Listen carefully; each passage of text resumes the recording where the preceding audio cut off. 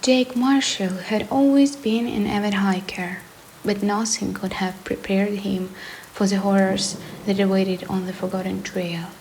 It was supposed to be a simple 3-day trek through the dense forest of the Pacific Northwest, a chance to test out his new gear and escape the pressures of city life. The trail wasn't marked on most maps, mentioned only in harsh tones on obscure hiking forums. Jake had allowed all the warnings about hikers going missing and strange noises in the night. He was experienced, he was prepared, or so he thought.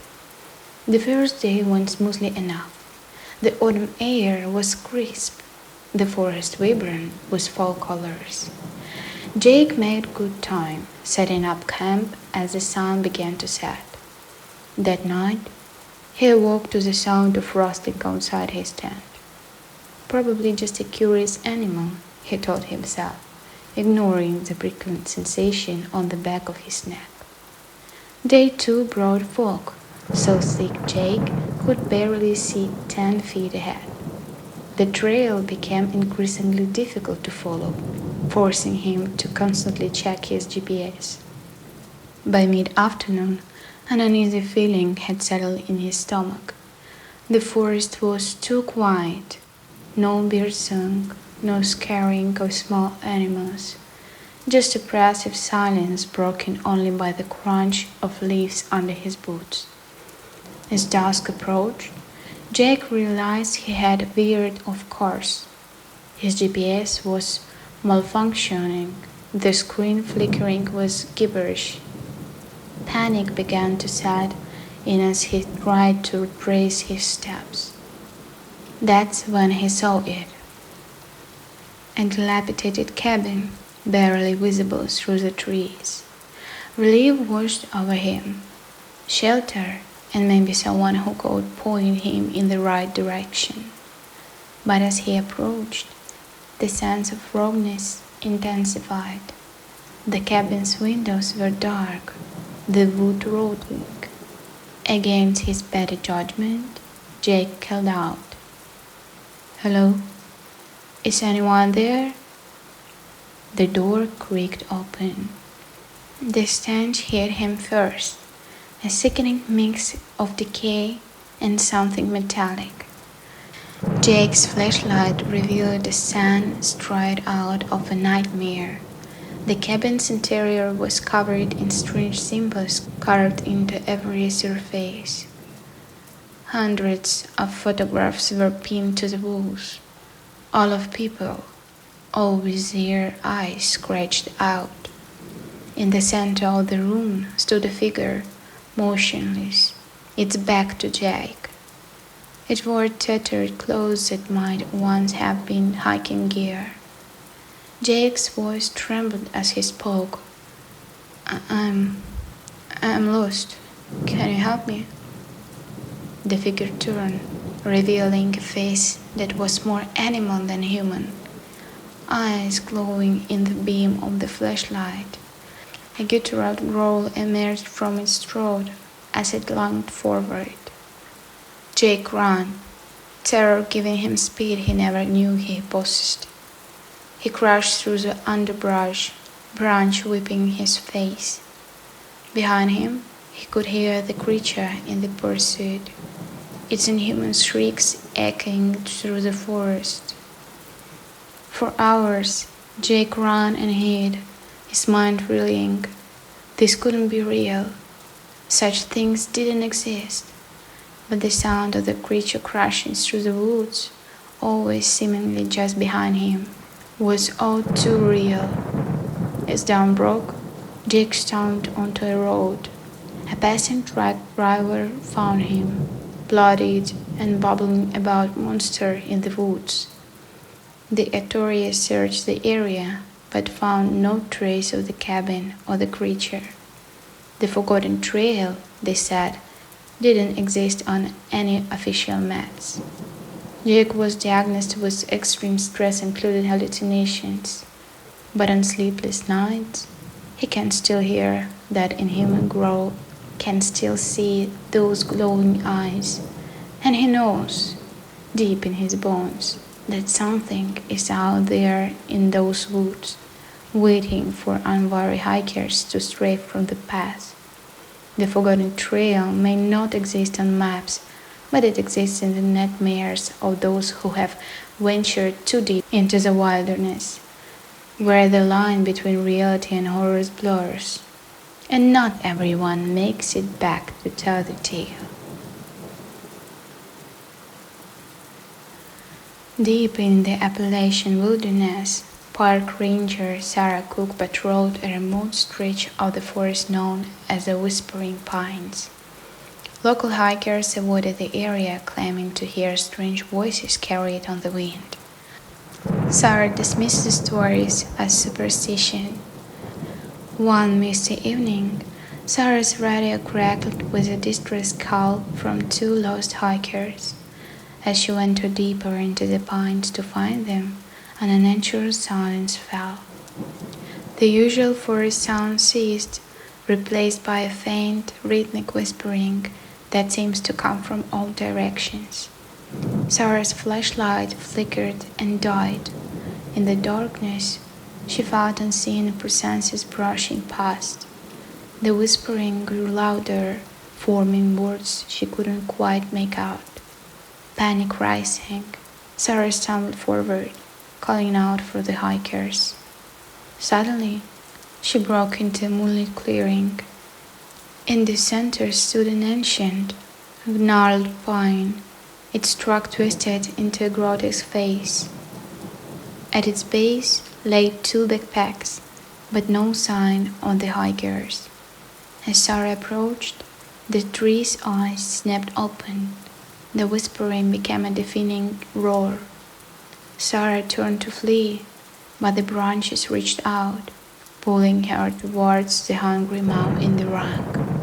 Her scream was cut short as darkness enveloped her. In the clearing, only silence remained. The whispering pines had claimed another victim, leaving no trace behind.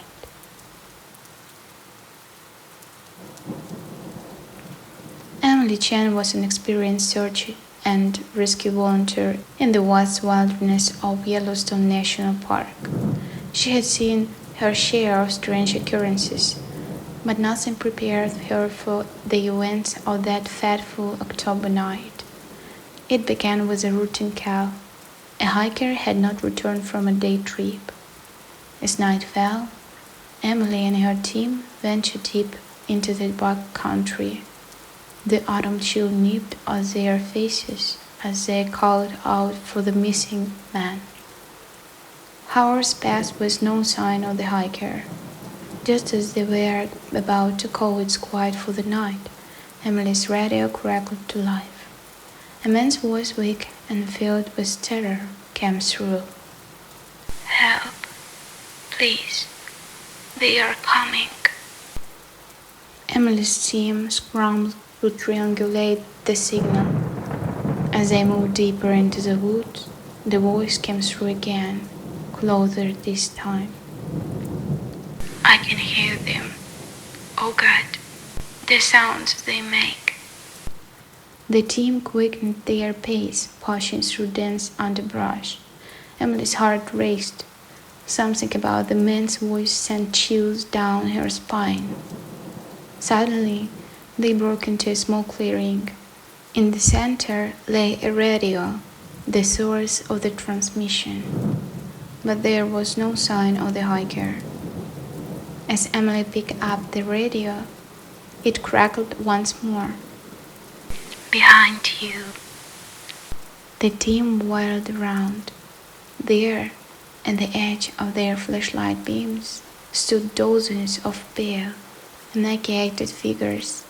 Their eyes reflected the light like animals, and their mouths were strange into impossible grins. In an instant, the figures surged forward. The team's scream echoed through the forest, quickly swallowed by the vastness of the wilderness. The next day, another search party found the clearing empty, save for a single radio. When they picked it up, a familiar voice came through. "Help,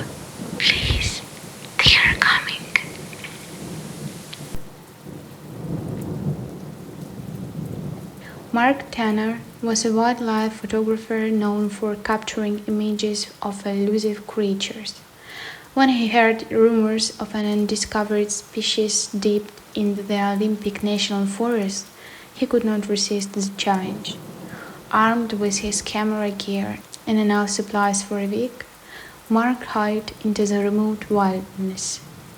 For days, he trekked through dense forests, setting up camera traps and scanning for signs of unusual wildlife. On the fourth night, as he reviewed the day's footage in his tent, Mark noticed something odd. In the background of several shots, barely visible in the shadows, were pairs of eyes reflecting the camera's flash, but they were too high off the ground to belong to any known animal in the region. Intrigued and slightly unnerved, Mark decided to set up a night vision camera facing his camp.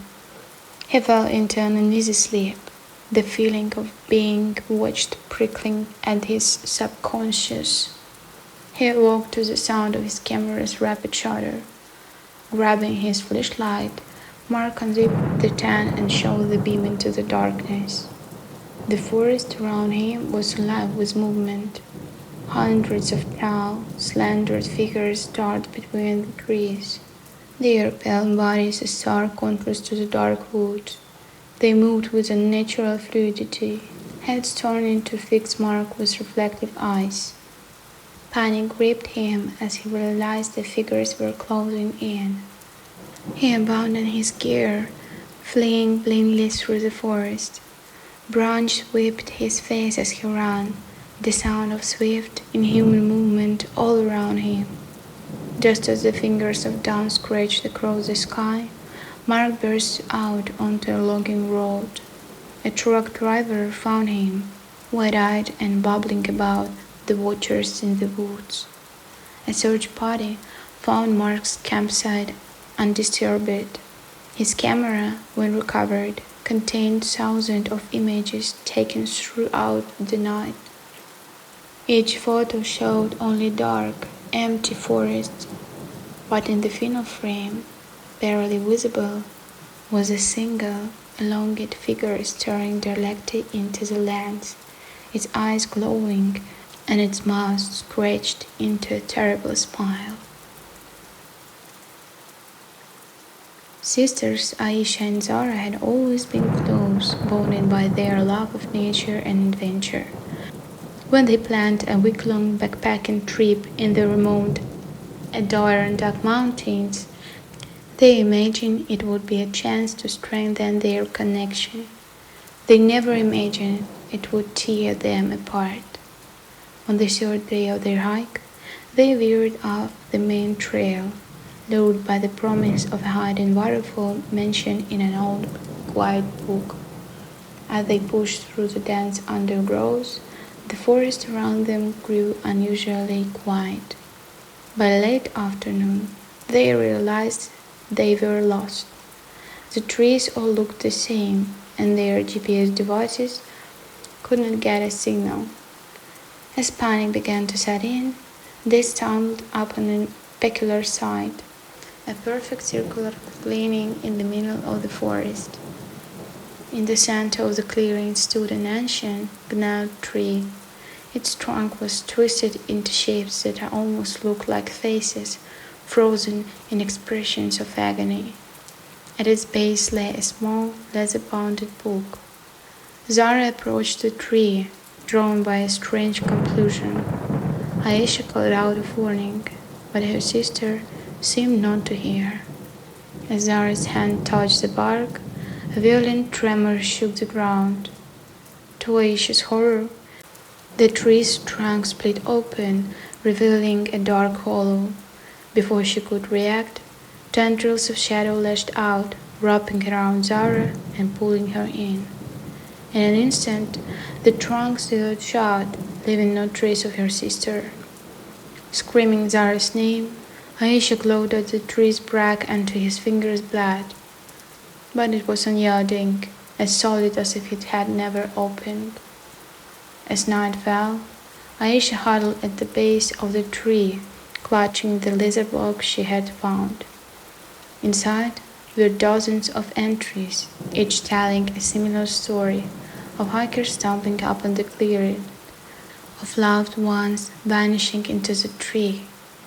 The final entry was dated just a week earlier. If you're reading this, run. Don't look back. It's already too late for us, but you might still escape. The forest is hungry, and it never stays satisfied for long. Aisha ran, tears streaming down her face. She ran until her lungs burned and her legs gave out. When rescuers found her days later, dehydrated and delirious, she could only mumble about a hungry forest and a tree that swallowed her sister. They searched for weeks but found no trace of Zara or the mysterious clearing. The leather book Aisha clutched was blank, save for a single line on the last page. The forest remembers, and it waits.